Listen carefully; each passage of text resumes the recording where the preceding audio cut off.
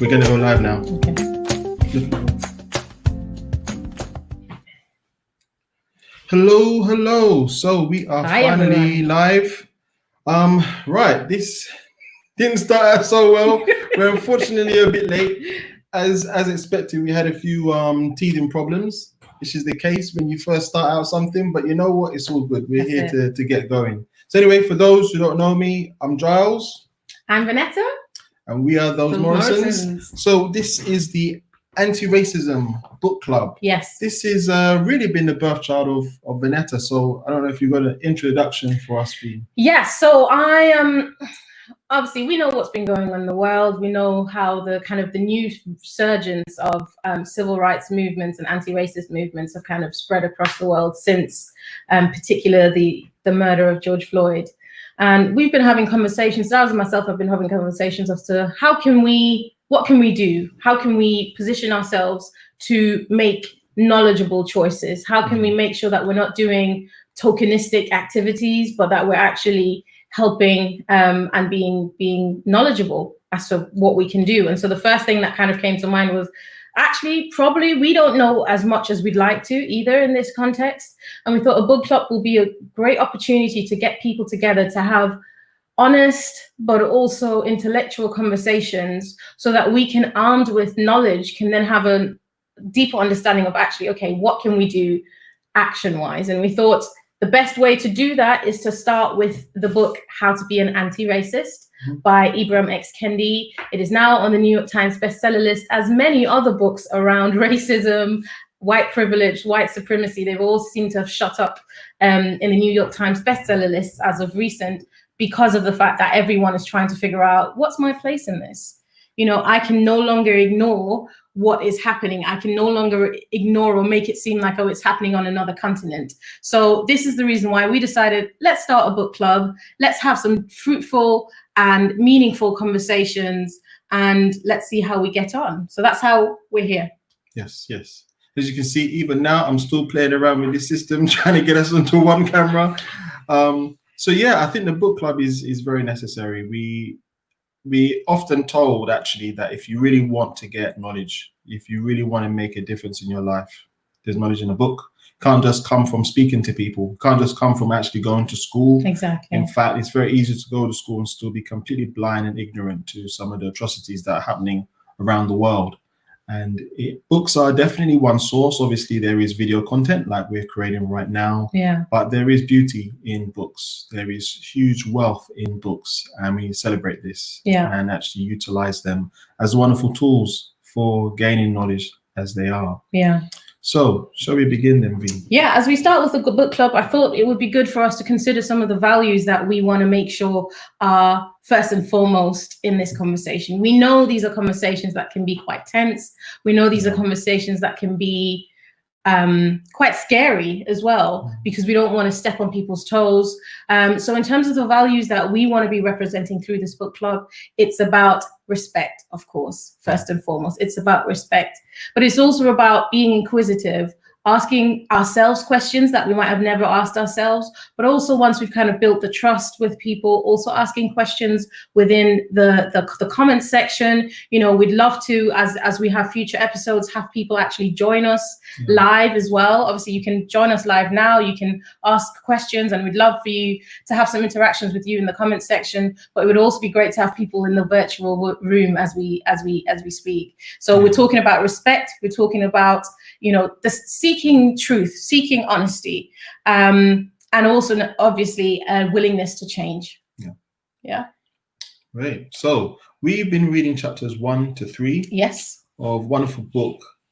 If you just bring it up again. So this is for episode 1 for us. We're reading How to Be an Anti-Racist by Ibram X Kendi. Yes. So really wonderful gentleman who has been really focusing actually on history. You know, it's so easy to just complain and moan and look at what's been going on recently. But Ibram, you know, Kendi, as we prefer to use surnames, Kendi actually has looked back hundreds of years into the past, right at the beginning of slave trade, to see how that has actually led to what we understand as the term race. It's not actually something that was around in biblical times, for example. It's not something that's been around for millennia. It's actually a few centuries. We'll be coming to that a bit more as he explains, I believe, in chapter 3, isn't it? Yes. But obviously, you start from the beginning. So we'll start with chapter 1. Yes. So chapter 1. And so what we're going to be doing, sorry, with each of the chapters, we're going to look at the summary, at some definitions, and then have some discussion. Sorry, I need to drink something. Yeah. So chapter 1 itself focuses on definitions that Kendi has come up with. It's really important to understand definitions. Myself coming from a medical background and going into IT, there's so many different terms which can easily confuse people, or they use it and they take these terms for granted. I think the same goes for you, Vanetta, in the counseling industry. You know, it's really important to be able to have a good grasp of the common terms that are used. So we'll explore those now, some of those key definitions. Yes.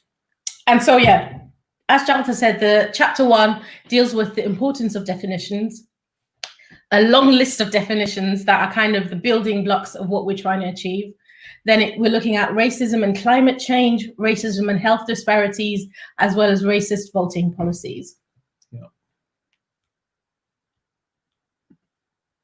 So the first definition then, you want to highlight the importance of definition. Yes, exactly. Let's go into the importance of definition. So one thing that Professor Kendi made very clear is that definitions explain the world and our place in it. And Giles has already touched on it with regards to medicine, psychology, whatever it is.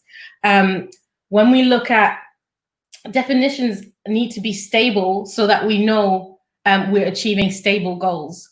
So if, for example, the concept of race keeps changing, how can we know how to deal with it?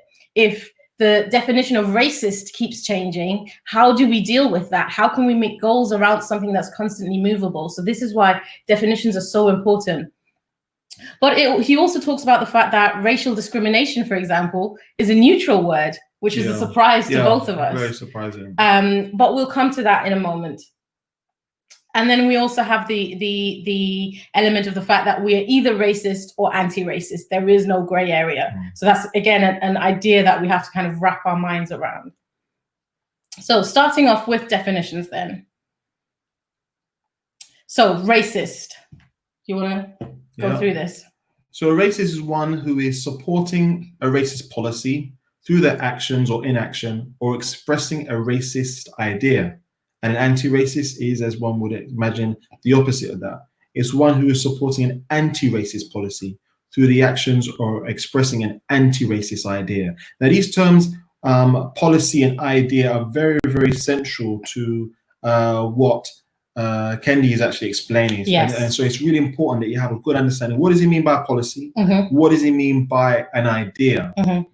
So this first one then, policy. So a policy is written or unwritten laws, rules, procedures, processes, regulations, guidelines that govern people. Now, what he's specifically meaning when he's talking about this is basically anything that can determine what is right or what's wrong. Ultimately, that's what he's referring to. And then the next one then is then looking at policy. So specifically, we're looking at policy is the fact that you can have a racist policy and an anti-racist policy. A racist policy is any measure that produces or sustains racial inequity between racial groups, whereas the anti-racist one is supposed to actually ensure that there's racial equity. So racism is always going to create inequalities. It's going to create a tiered system of races, where one race is more important, superior than another race is therefore inferior or less important than another. Whereas an anti-racist policy is anything that's going to prevent that, where you can be different as races, but you still have an equal chance. Like, it doesn't matter what the color of your skin is to get qualification, to get a job, to buy a house, to become president of the United States. So more into this then, just as I mentioned, racial inequity is when two or more racial groups are not standing on approximately equal footing. Whereas if there is racial equity, then it's fair playground for everybody. Everybody can actually get along and survive and thrive in this sort of environment. So therefore, with that sort of understanding, you can get a deeper understanding of what racism is, if you want to pick up on this then. Yeah, and so then we come to racism being a powerful collection of racist policies. So these are the written and unwritten rules that lead to racial inequity. So different races standing on different level, substantiated by racist ideas. And as Giles has said, racist ideas is the ideology that certain races are superior or inferior to others.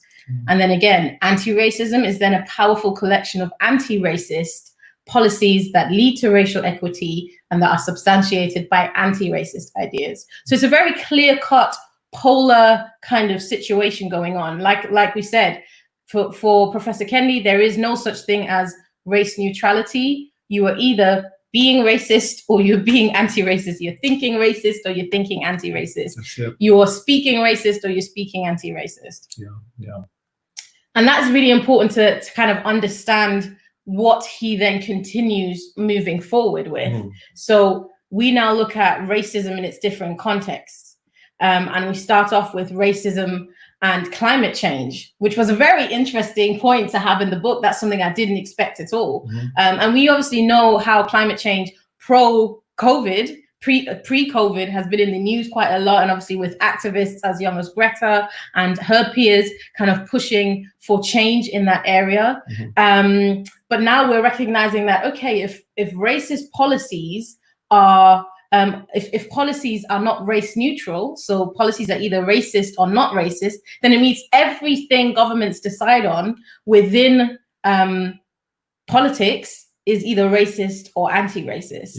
And that is powerful to understand. And like we said, so we've got the example of climate change to begin with, and then we also have the example of health disparities.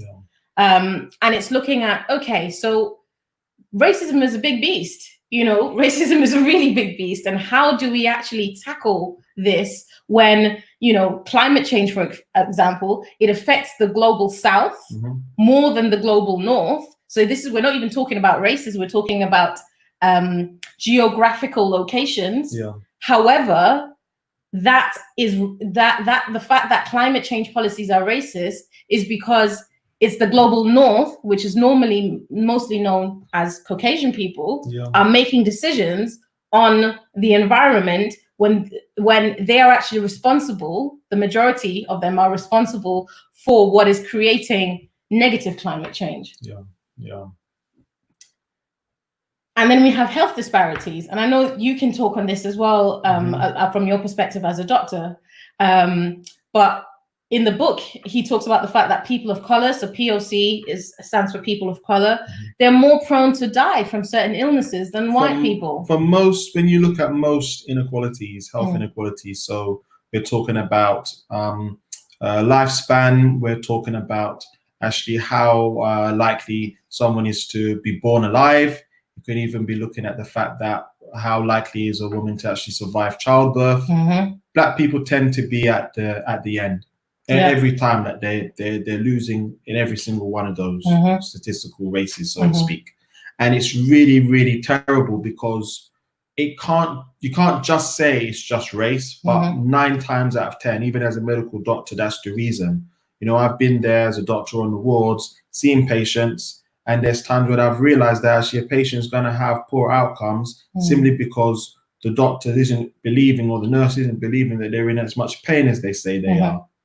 The fact that, you know, because they're asking for strong pain relief, if they've got sickle cell anemia, they're believing this person's a drug addict, rather than someone who genuinely needs very strong opioid, morphine-based medication that otherwise people would be taking like they take heroin. They're just not believing that this is a true need and that Black women actually do feel pain in childbirth, that actually they can bleed to death in childbirth. Like, it's just not seen as important, as relevant to them as healthcare professionals. And, you know, it's really terrible because you would hope that the healing profession would be more hospitable, would be more caring, but actually it isn't. There is a lot of institutionalized racism. But that's for another discussion. Exactly. But this is all part of the conversation. And then finally, we're looking at racism and racist voting policies, which we know particularly in America is an issue, but actually this is something that we might have to look into more so in Europe, and looking at the fact that, you know, people of color are less likely to be able to vote in anti-racist policies because of a history of disenfranchising them.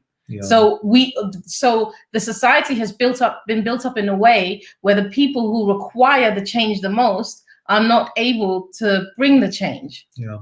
And there's this very powerful example from the book where Professor Kendi talks about the fact that because of Wisconsin's very strong racist voting policies and voter suppression policies and voter ID laws, actually 200,000 people were unable to vote in that state. Most of which being Black, Latinx, and then Trump won. Exactly. And he probably wouldn't have won that state. Exactly, because apparently Trump had about 22,000 plus votes within that state, but there was 200,000 votes that were denied, that were suppressed.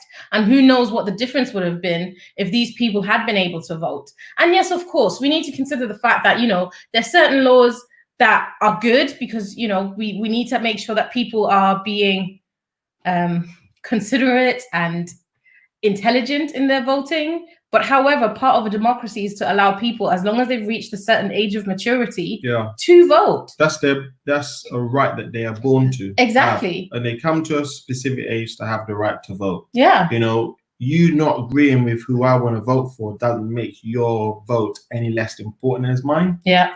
And racism is definitely encouraged and supported because of the policy of, you know, preventing people to vote. Yeah. We see this more so in the States, but you can see this in other countries as well. Yeah, we need to be mindful of the voter laws in our individual countries and recognize, actually, are they racist? Are they anti-racist? Because again, this is the US, because obviously the book is based on the US, but it was very interesting that certain voter laws in one particular state, I think it's only as late as 2016 that they opposed the voter laws in court. They struck them off in court because the judge said that actually it's eerie how, with a surgical precision, those voter laws were trying to remove African Americans from the voting. Yeah, and this is a really big deal because let's think about this. This is a judge who has to, by definition, be as objective as possible. That any decisions that they make is based on existing laws and stuff that's been written down in precedents. Like, they're not normally able to change law, generally speaking. They're trying to keep things within the realm of the law that has already been dictated. Yeah. And so for them to come to this conclusion is saying that actually there's things either in writing, be it laws that already exist, or the things that are in writing, such as these movements to bring in policies, such as these elements of voter ID, which would reduce a lot of votes, which is racist. So if a judge is saying what you're doing is racist, this shouldn't be something that's ignored and trivialized. Like, we really need to recognize this as being someone who is highly respected, highly intelligent, well-educated, and is supposed to be a representation of what is best for the people. Yes. If they're saying what you're doing is racist, we should not be ignoring these things. Yeah, exactly. And then we come to one of my probably favorite quotes so far, which is, racist and anti-racist are like peelable name tags that are placed and replaced based on what someone is doing or not doing, supporting or expressing in each moment. These are not permanent tattoos. No one becomes a racist or anti-racist. We can only strive to be one or the other. And if we move on, I think the quote continues to say, we can unknowingly strive to be a racist. We can knowingly strive to be an anti-racist. Like fighting an addiction, being an anti-racist requires persistent self-awareness, constant self-criticism, and regular self-examination. Yeah.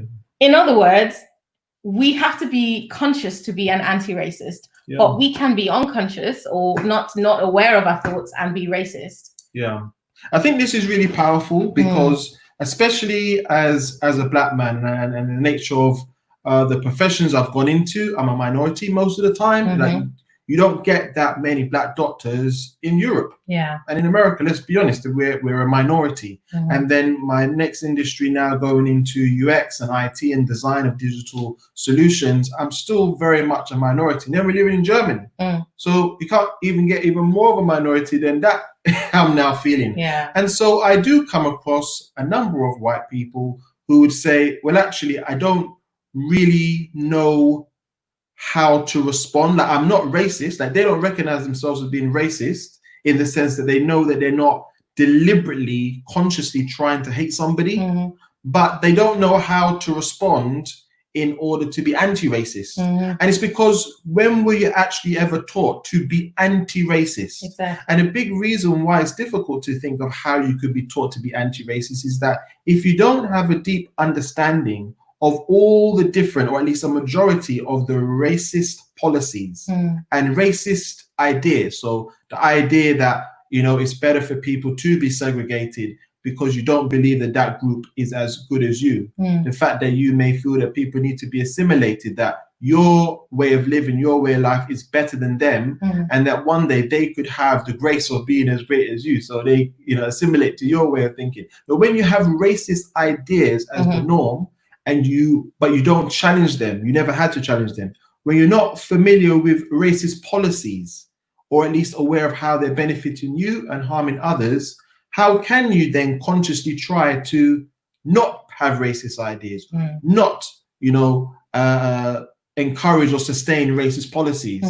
You know, like Vanessa said, it's a very conscious action, but if you don't know where these exist, why they're happening, it's very hard for you to then find a counter for them. Exactly.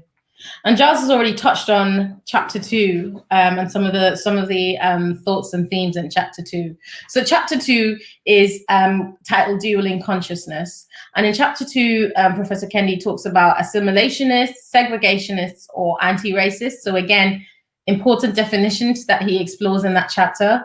Then he also looks at the war on drugs and war on Black and anti-war activists equals the war on Black and anti-war activists.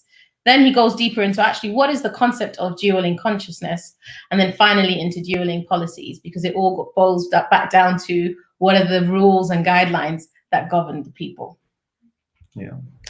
So do you want to have a look at some of the definitions, Giles? I'm going to start off with some of the definitions. Yeah, so this first definition then is about being an assimilationist. So this is one who is expressing the racist idea that a racial group is culturally or behaviorally inferior and is supporting cultural or behavioral enrichment programs to develop that racial group. Now, you know, Vanessa and I, we're both Christians, we identify as Christians, we're not ashamed to admit that.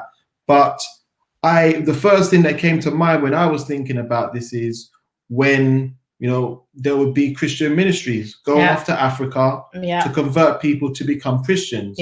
Now, I do believe in Jesus Christ. I feel that that faith is right for me, but part of the reason why, or perhaps the main reason why there was even this missionary work was not to convert people to Christianity.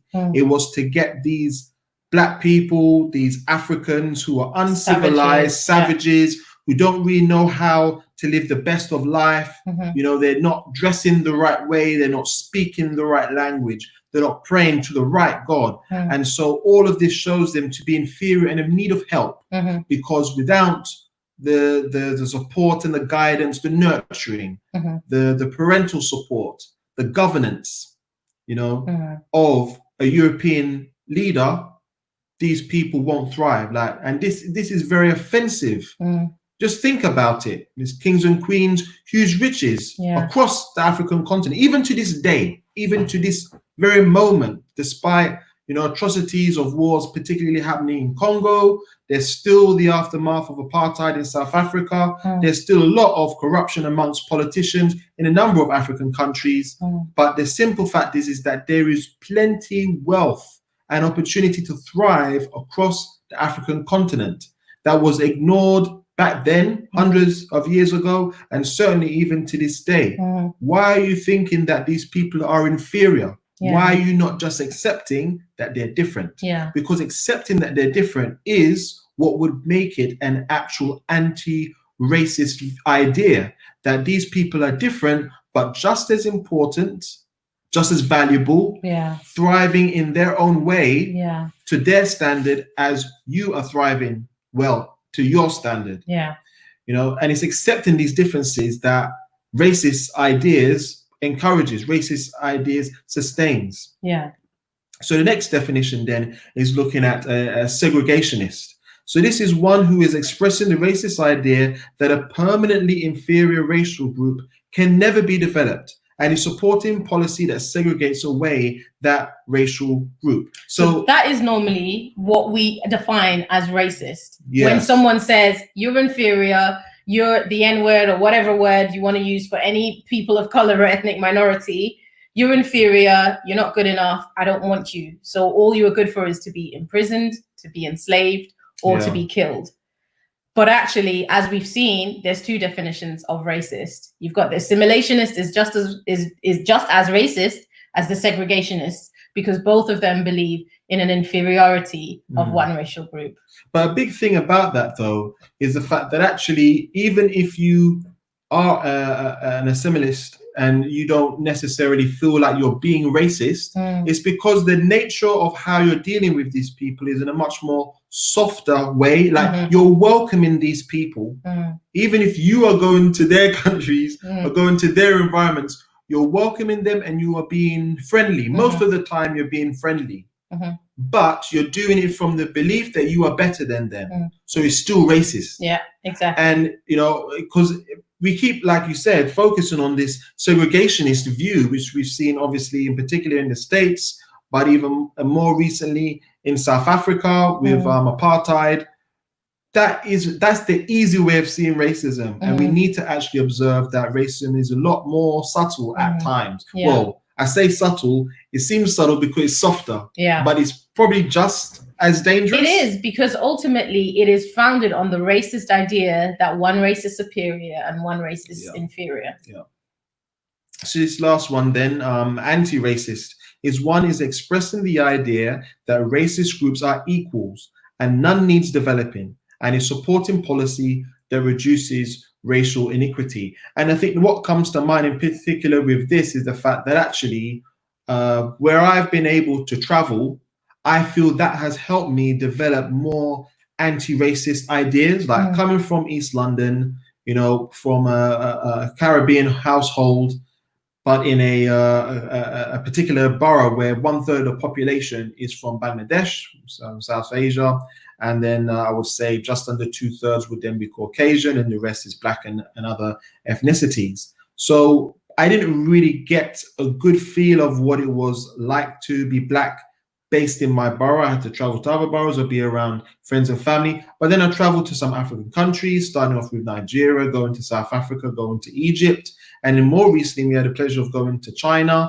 And it's these opportunities going to other countries and seeing people there are thriving. There's definitely times where people are suffering. Like I've been to Nigeria, I'm seeing people with polio, they're on a skateboard to get around, they're lying on the skateboard and dragging themselves to get around. That's severe poverty. But at the same time, you can see people that are doctors, they're lawyers, they're judges, they're teachers, you know, they're not just the cleaners, they are the ruling governor of that state. They're actually president, prime minister, or whatever you want to call their highest appointed politician. You know, there's people who are thriving in these communities, who are growing and developing and passing down knowledge generation to generation.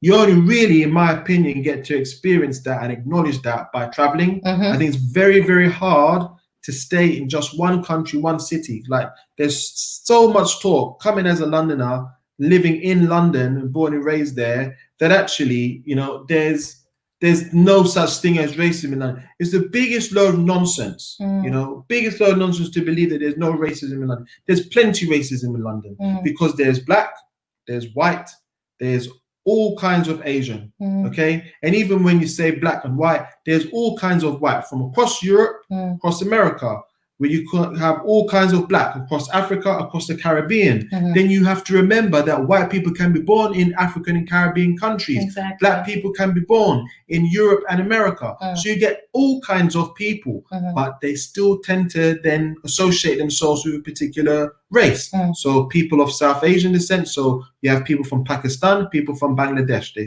keep themselves to themselves. You have people of Caucasian descent who are natives to London. There are many generations that have lived there. They keep themselves to themselves. You get African people from different African countries. You get Caribbean people, predominantly Jamaican, keep themselves to themselves. As me as a Londoner, I rarely saw someone from East Asia. It was very, very rare. They really kept themselves to themselves. So how are you saying that people are supposed to actually develop anti-racist ideas if they are not living with these people? They might go to school with them, but it's not guaranteed. I think right now, when I was at secondary school, I cannot recall ever having any child from East Asia in that school. When I was in primary school, there was only 4 of us who were not from Bangladesh in my particular class of about 25 to 30 students. So developing an understanding of Bangladeshi community and customs and language and food and the like was very easy because I was around that community a lot. And obviously being born and raised in London, you come across British culture.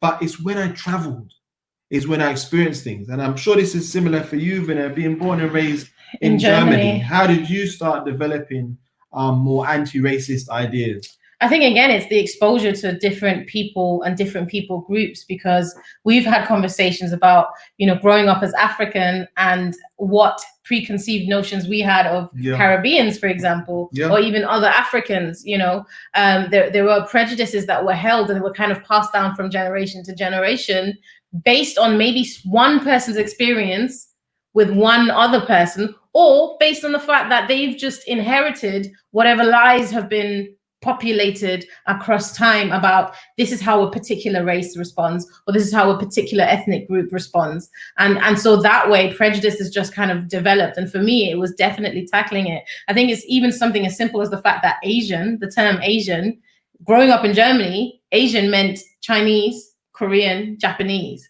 It's only when I moved to the UK that I was like, oh, Indians and Bangladeshi and Sri Lankans. But do you even see many people from South Asia in Germany? When I was growing up in Germany, no. No, I didn't. And that's interesting because, as I mentioned before, I found it very rare to find people from eastern parts of Asia growing up in London. And then funny enough, it was in my young adult life that I noticed that perhaps a couple of miles away from my house, there was actually a church. I'm not sure what denomination, but it primarily served those from China. I never knew this because I wasn't necessarily going to go to a church because the sermons and everything's going to be done in Mandarin, but I never knew of it. So only when just expecting the church in a more detailed level, seeing that actually there's people that would probably travel quite far and wide to go to that specific church so that they can feel accepted. But these terms, even Asian, we will talk more from what stuff comes from chapter 3. The way that we can categorize people like this is actually quite racist. As much as it's become quite normal to use these terms, and I wouldn't say people from different parts of Asia would say it's offensive. Even for someone to say you're Caribbean, I don't think that they are taking it away from me. But you're grouping people in such a way that can actually completely ignore, or by consciously or unconsciously, can be completely by accident, but you're ignoring the differences that need to be celebrated and respected. By just grouping people, just say the Asian, the African. The African is probably quite bad, in fact, because a lot of people still to this day believe that Africa is one country. One country, not a continent made up of multiple countries. They still believe this. And it's quite a dangerous understanding because when you do go to a couple of African countries, just take, for example, Morocco and then Nigeria. They're not that far away from each other, very short flight between the two. You cannot get cultures so different, almost considering that they're on the same landmass. They're extremely different to each other. As much as Islam is still very prevalent in Nigeria, about 50% of the population, and in Morocco, I'm not sure as a statistic, but it's much probably more towards 70-80%, or if not more. But still, the way of life, the food and drink, the clothing, the music, architecture, you know, all cultural aspects, it's for sure going to be very, very different. Yeah. So when you say someone is just African, it's not it's not really the same. Yeah.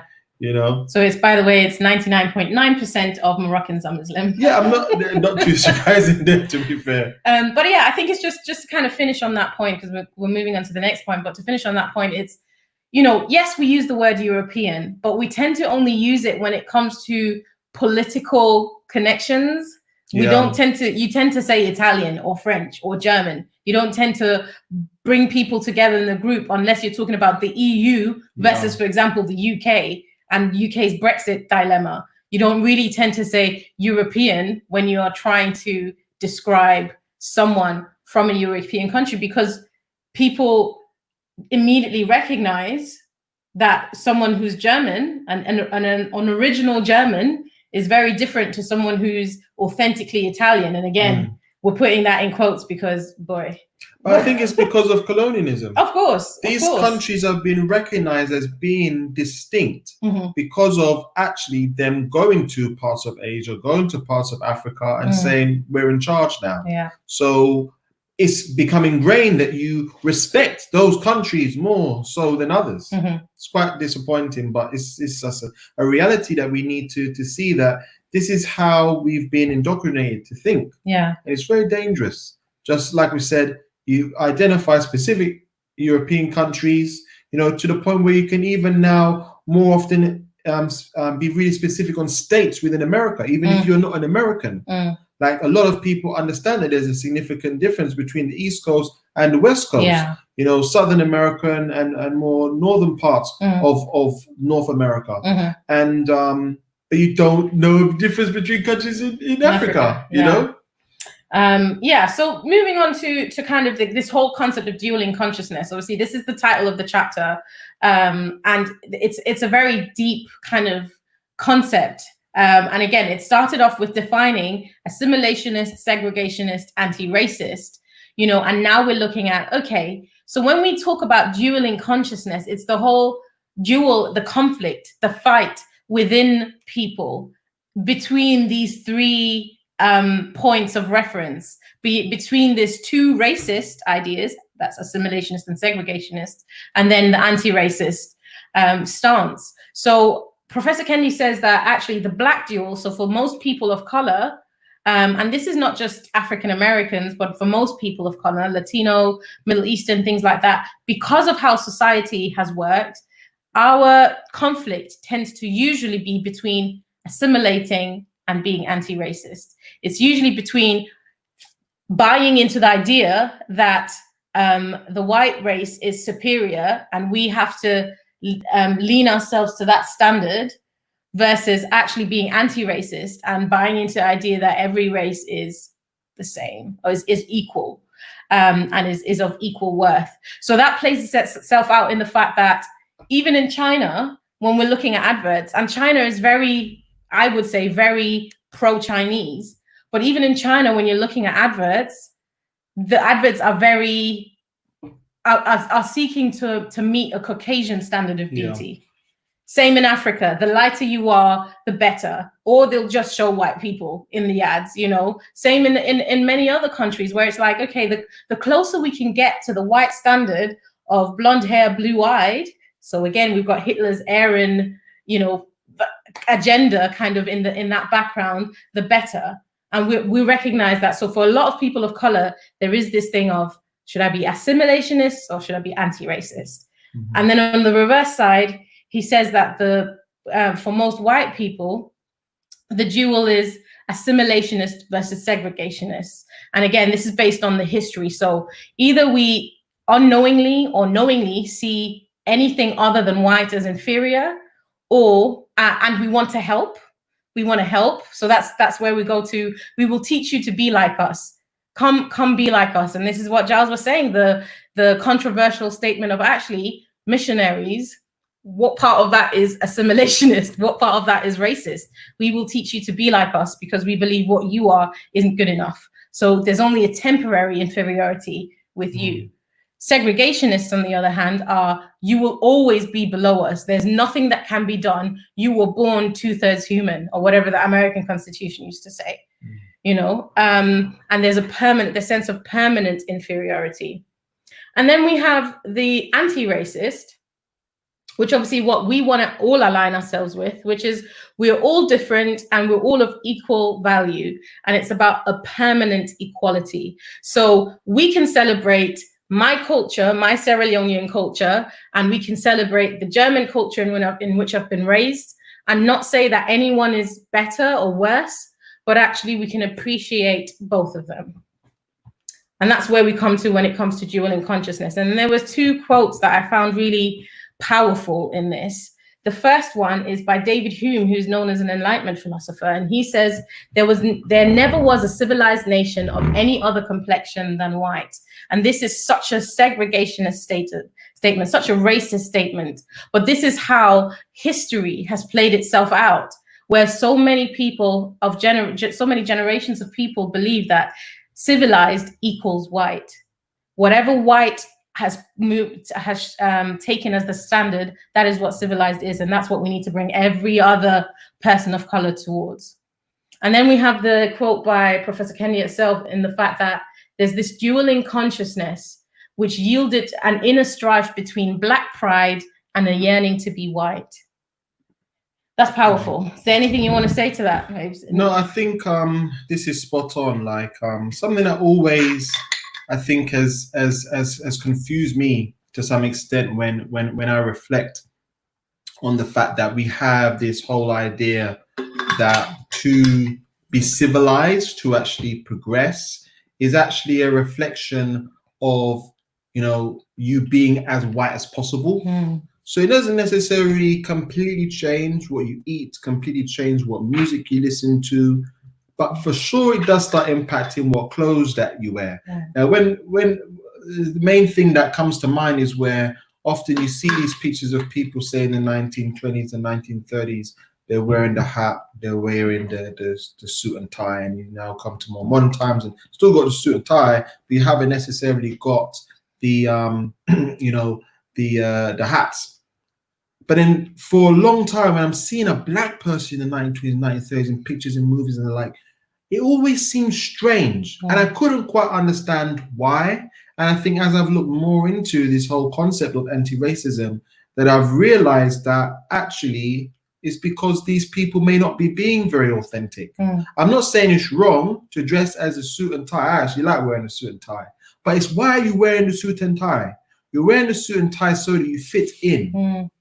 So you can be a part of a group of people who are respected as business professionals or intelligent or academics and the like. But then, you know, what are you really trying to be honest to with regards to your identity? Is it your own identity or an identity that you've been taught is the only way to have because you're now in America, you're in Europe, so this is how you dress? Because then when people see, in particular, the native clothing of people from Nigeria, a very common, people would normally see someone wearing clothing from West Africa, which is actually a cultural representation of a Pan-African look, if I'm honest. A lot of people will have a certain headdress, certain hats that they would wear, certain clothes that cover the whole body, right? This look is very traditional and it's very authentic to them. They never had to wear that in order to fit in. They're wearing that because that's just what's normal.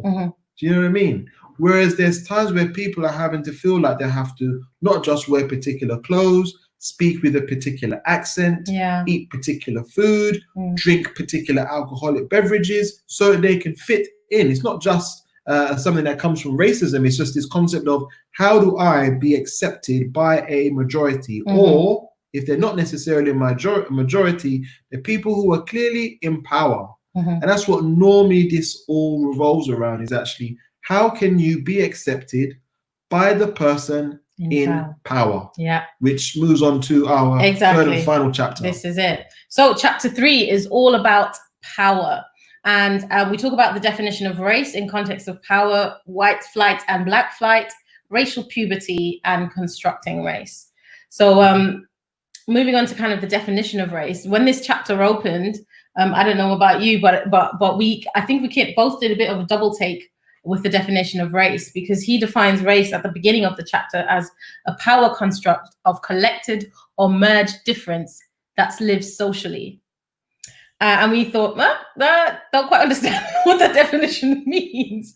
But the more we went into the chapter, the more it kind of made sense. And so he talks about the fact that white flight and black flight, and those who kind of might have known a little bit more about the American history, white flight makes a lot of sense to you. It's this whole concept of when segregation was at least legally resolved. When black people used to move into neighborhoods, white people used to leave those neighborhoods because they wanted something better for their families, and kind of the influx of black families kind of almost meant that the neighborhood was going to be going down in value. So white people fled even further to the suburbs, and that's usually known as white flight. But he talks about the fact that actually there was also such a thing as black flight, because when the black middle class suddenly started becoming more affluent, they started moving further out of the urban areas as well, because these urban areas started to be becoming more and more, I guess, ghettoized in a sense, and more so associated with poverty, with drugs, with crime. And so black people also moved away from those environments. And it's this whole concept of when we become more affluent than our environment of origin, do we tend to move away from it? I thought that was quite a good point, because I feel like that's something that we've been raised with as well in a way. Yeah. You know, our black flight as such is moving to countries like Europe, moving to America. Our parents, you know, being first generation immigrants and saying, okay, I'm doing well in Africa, I'm doing well in the Caribbean, the different countries of those nations. Let me move to Europe to give my children an English education or a German education. A better education. Exactly. There's the whole concept of a better education. So I can actually have wealth, real wealth. Yeah. So you're not seeing that you can actually do it in those countries. Even myself, I know that there are millionaires that are based in Jamaica. Ones that first come to mind, though, would be reggae artists, dancehall artists. I wouldn't think he's someone who is much more like me, who's actually an IT professional, who has developed an IT business out there. Like, there must be telecommunication companies out there, but I'm not specifically in telecommunications as an engineer. It's more in visual design and research of products. And like, I can make that wealth if I'm in Europe, if I'm actually in America, you know, to some extent, perhaps in some African countries, but even then, you can't quite get the same wealth. So I've never thought, how could I have the same career that I have and go back to Africa, go to the Caribbean? It doesn't seem as easy to do that, unfortunately. Yeah. And now we start talking a bit about racial puberty. And this was another favorite quote of mine. I had entered racial puberty. At 7 years old, I began to feel the encroaching fog of racism overtaking my dark body. It felt big, bigger than me, bigger than my parents or anything in my world, and threatening. What a powerful construction race is, powerful enough to consume us, and it comes for us early. So that is, you know, that kind of just made me think about the fact that actually, what's the definition of racial puberty?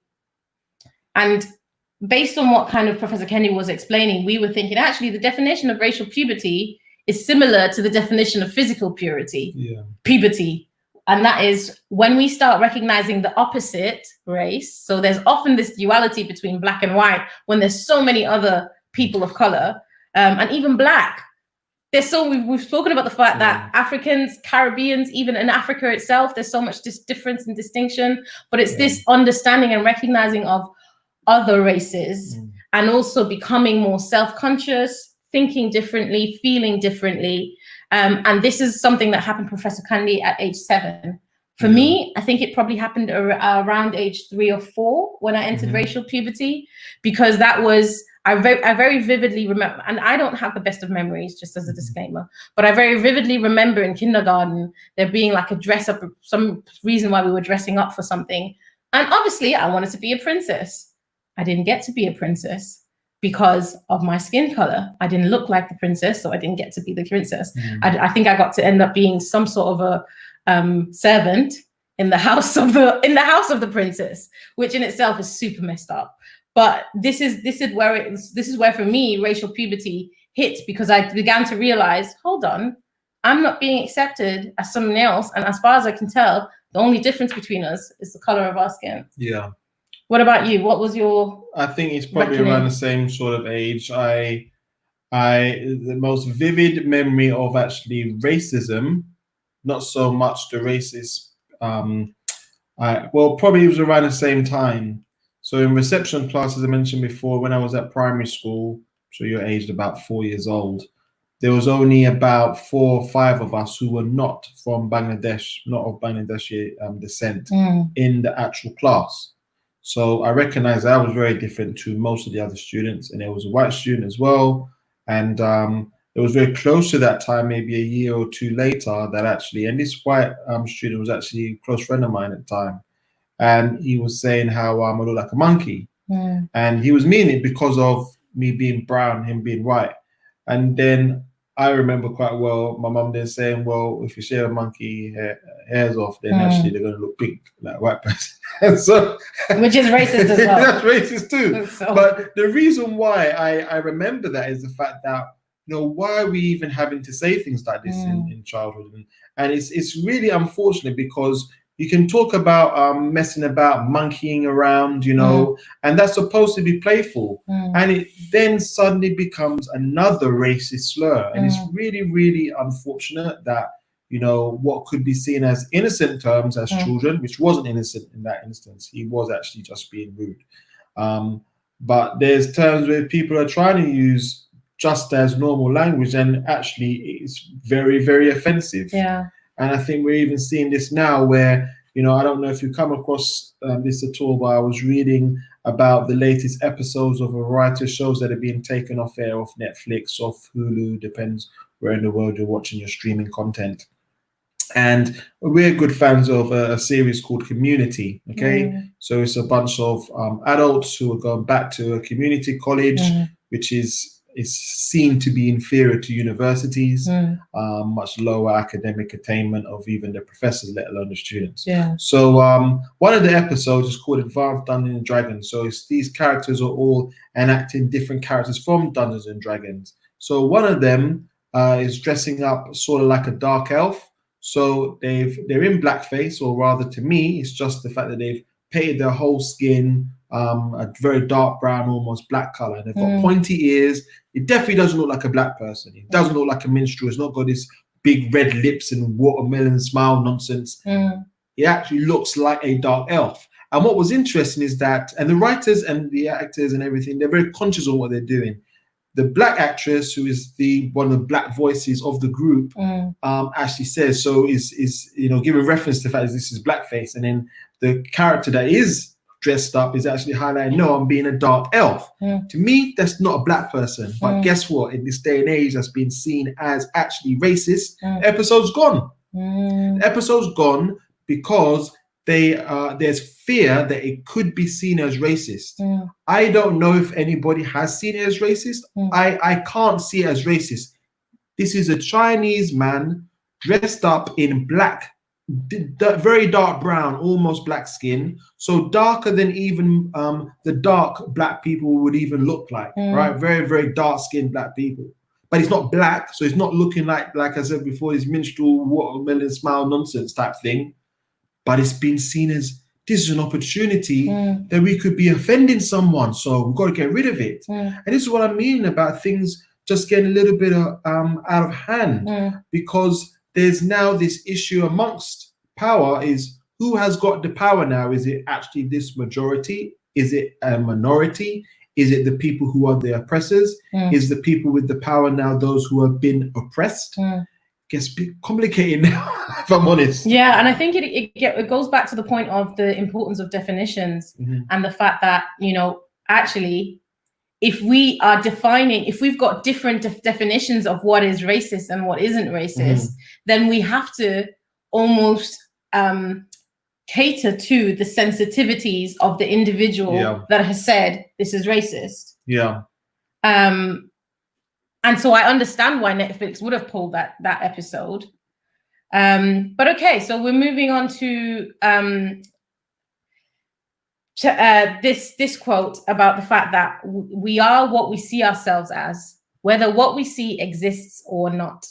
We are what people see us as, whether what they see exists or not. Yes. What people see in themselves and others has meaning and manifests itself in ideas and actions and policies, even if what they are seeing is an illusion. Yeah, this is what I'm kind of alluding to, Yeah. the fact that people, you know, whether it's intentional or not, are seeing certain things or not seeing certain things, you know, and it becomes a situation where, for example, I've been told at different workplaces I've been in that this is a safe place to speak up about racism or any form of discrimination. But if you, as someone who is being victimized, do not feel safe to speak up, it by definition is not a safe space. Just because someone keeps saying to you safe doesn't mean that it is. Yeah. And it's this understanding that people aren't really accepting that just because you can't see something doesn't mean it's not there. Yeah. And just because something is being seen by others doesn't mean that you should automatically be able to see it. There is a process of learning and even education that comes into play here. So we've got less than 5 minutes to go and we want to finish on time. So we might have to carry some of chapter 3 over because there are some meaty parts to chapter 3 that we definitely want to make sure we give enough breathing room for. If you've got any questions, if you've got any comments, feel free to pop them in the comments on YouTube or wherever you're watching from. But yeah, so we're talking about racial puberty. And we kind of were discussing ourselves, when did we hit racial puberty ourselves? And that's a good question for all of us to kind of reflect on. We're talking about how does our upbringing affect our experiences?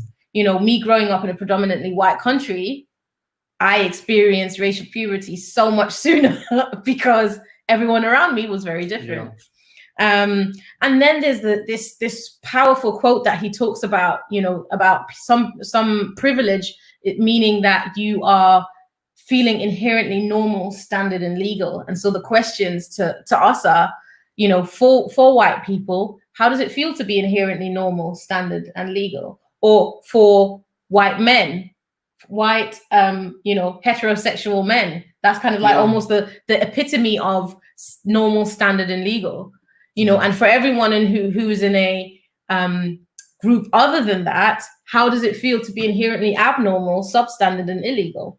Yeah. Because that is what the reality that so many people of color are facing in this day and age. Yeah. That's the reality that so many other groups that are being discriminated against are experiencing on a daily basis. And that's something that we need to talk about. Yeah. If we are making certain groups of people inherently abnormal, substandard, and illegal, what repercussions does it have on everything? Yeah, totally. So should we finish with this quote and kind of wrap up? If I'm brutally honest, I don't know how many more quotes you've got. There's quite a few more slides because we're obviously talking about the history of races. So let's do that next week. Yeah, we can do that next week. So yeah, this is kind of the final quote we'll end on. It's one of the ironies of anti-racism is that we must identify racially in order to identify the racial privileges and dangers of being in our bodies. Yeah. And we've kind of touched on that a little bit. So defining ourselves as Black, defining ourselves as white comes with certain inbuilt racial privileges or racial dangers. Yeah. And how do we navigate that? That's a question that we need to ask ourselves. Yeah, I think it's quite a powerful question just to perhaps leave ourselves with, you know, just to explore that. But I've really enjoyed the past hour. Yes. We started a bit later than expected. Yes. But it's been a real pleasure being able to discuss these really powerful, really important topics. It's stuff that we tend to overlook in the workplace, overlook at church or other religious places of worship, you know, places that we overlook, even sometimes at home.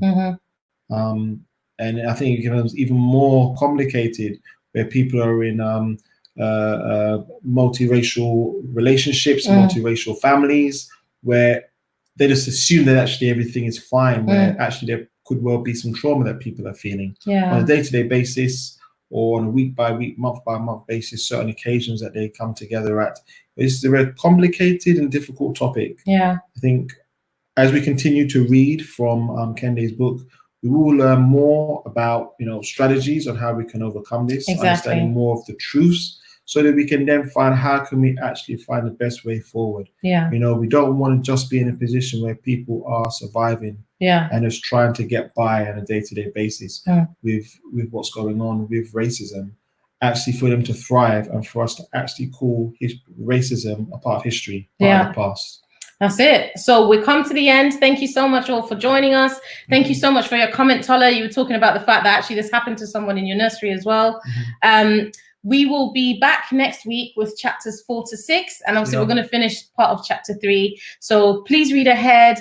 Please join us. Please ask comments. Please bring questions. And we'd love to actually have you, like we said, in the virtual room as well. So leave us a message if you'd like to join us in that. But we're looking forward to continuing this conversation next time. Yeah. So that's bye for now then. Yeah. Take care. Bye-bye.